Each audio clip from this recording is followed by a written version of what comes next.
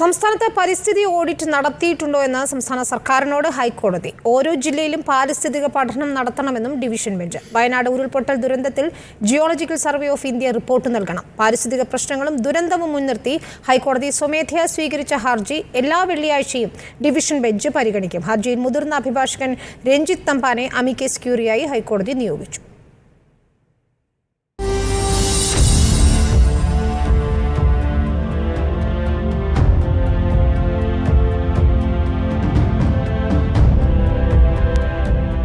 വയനാട് ദുരന്തത്തിന്റെ പശ്ചാത്തലത്തിൽ സ്വമേധയാ സ്വീകരിച്ച ഹർജിയിലാണ് ഹൈക്കോടതി ഡിവിഷൻ ബെഞ്ചിന്റെ നടപടി.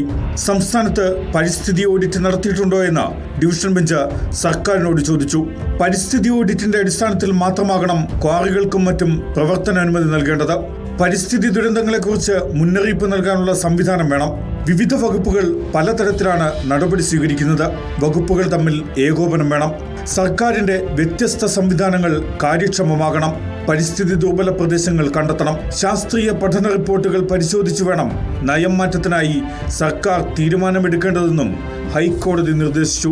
വയനാട് ദുരന്തത്തിൽ geological survey of India report നൽകണമെന്നാണ് ഡിവിഷൻ ബെഞ്ചിന്റെ ഇടക്കാല ഉത്തരവ്. കേസിൽ കേന്ദ്ര സംസ്ഥാന സർക്കാരുകളെ ഹൈക്കോടതി കക്ഷി ചേർത്തു. ഹർജിയിൽ കോടതിയെ സഹായിക്കുന്നതിനായി ഡിവിഷൻ ബെഞ്ച് അമിക്കസ് ക്യൂറിയെ നിയോഗിച്ചു. മുതിർന്ന അഭിഭാഷകനായ രഞ്ജിത്ത് തമ്പാനാണ് അമിക്കസ് ക്യൂറി. വയനാട് ഉരുൾപൊട്ടലിന്റെ പശ്ചാത്തലത്തിൽ സ്വമേധയാ സ്വീകരിച്ച ഹർജി എല്ലാ വെള്ളിയാഴ്ചയും ഡിവിഷൻ ബെഞ്ച് പരിഗണിക്കും.